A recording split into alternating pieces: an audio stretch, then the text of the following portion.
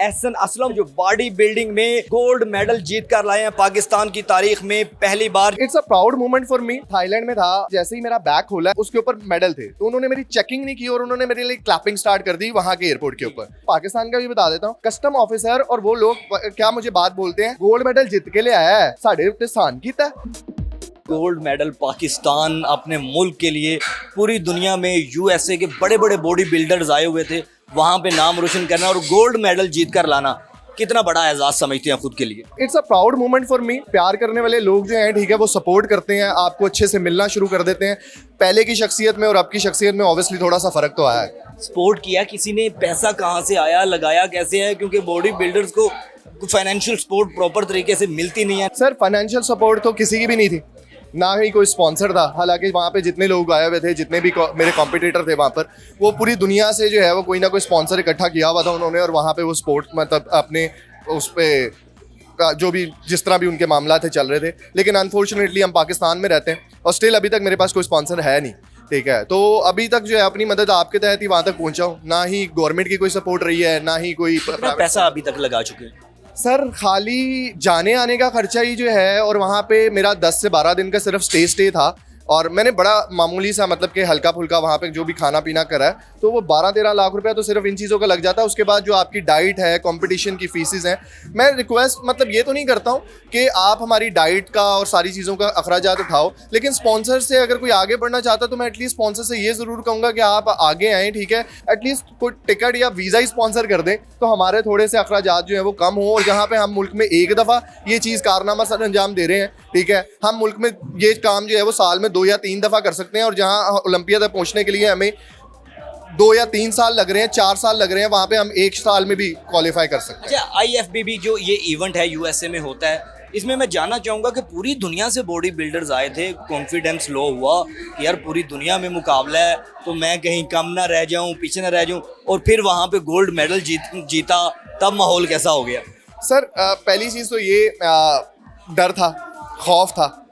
उसकी रीज़न ये थी कि जब पहले मैं इससे पहले ना मैं हारा भी बहुत हूँ। अच्छा। मैं हमेशा ये बात करता हूँ कि हम इंसान का ना वो तकाजा देख लेते हैं, वो चीज़ देख नज़र आती है हमें जो उसने जीती है, उससे पिछली स्ट्रगल हमें नज़र नहीं आ रही होती। जर्मनी खेल के आया था, 7th पोजीशन थी। पोलैंड खेला, पोलैंड में मेरी 5th पोजीशन थी। नीदरलैंड में खेला हूँ, नीदरलैंड में मेरी कोई 6ठी या 7वीं पोजीशन थी। तो कंटिन्यूस मतलब नीचे चल रहा था, कोचिंग नहीं थी, कुछ नहीं था। देन फिर आहिस्ता आहिस्ता चीज़ें समझी, 1 साल दिया अपने आप को दोबारा से, ठीक है, और फिर डिसाइड किया कि नाउ कम बैक करेंगे तो अच्छे तरीके से करेंगे।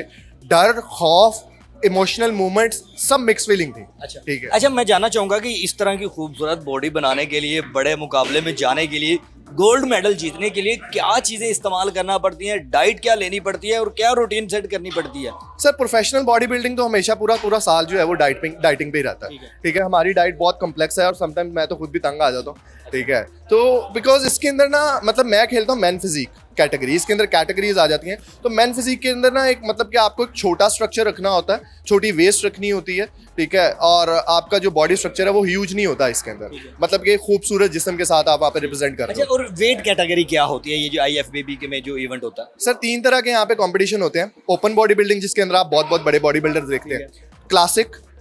क्लासिक जो है वो बेसिकली थोड़ी सी कम आ जाती है, ठीक है, उसके अंदर भी बेसिकली खूबसूरती एलिमेंट है। और लास्ट में आ जाती है मैन फिजिक। मैन फिजिक का कॉस्ट्यूम डिफरेंट होता है, ठीक है, एक लॉन्ग थोड़ी सी शॉर्ट्स पहनाई जाती हैं, ठीक है, और पोजिंग का थोड़ा सा फर्क आ जाता है। तो अपनी अपनी जगह पर जो है तीनों ही कंपटीशन जो है वो अपनी अपनी अहमियत रखते हैं, ठीक है। मैं पर्सनली मैन फिजिक लाइक करता हूँ। मैं शायद पहला ही इंसान हूँ अभी तक का, ठीक है, जो यूएसए के अंदर IFBB लीग के अंदर खेल के आया, ठीक है, तो और जिसने गोल्ड मेडल विन किया। मैं थाईलैंड में था, जब मैं वापस आ रहा था, एयरपोर्ट से निकल रहा था, तो एयरपोर्ट से निकलते हुए ना जब यहाँ पे ना न्यूज़ चैनल्स वालों ने ना मुझे कॉल की कि ना आपने जब वापस आना ना तो आपने मेडल्स जो है ना वो अपने गले में पहन के आना। तो मैंने अपने हैंड कैरी में रख लिए थे medal.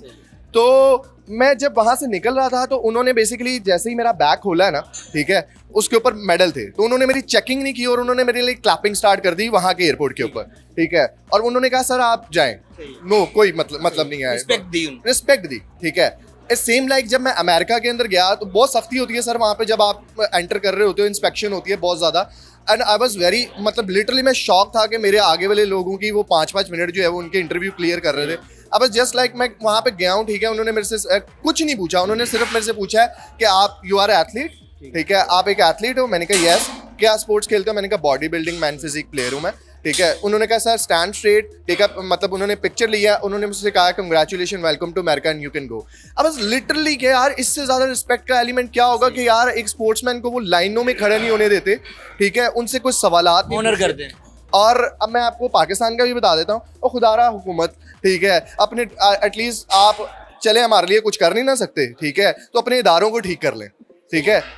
Literally I was very shock कि आप अपने कौम के लिए, ठीक है यार, मैंने ये कौम के लिए लिया है, ठीक है, मैं किसी इदारे के लिए तो लेके नहीं आ रहा ना ये, ठीक है, जो भी मैंने कारनामा किया है, ठीक है, वहाँ पे जाके मैं जीत के आया हूँ, ठीक है।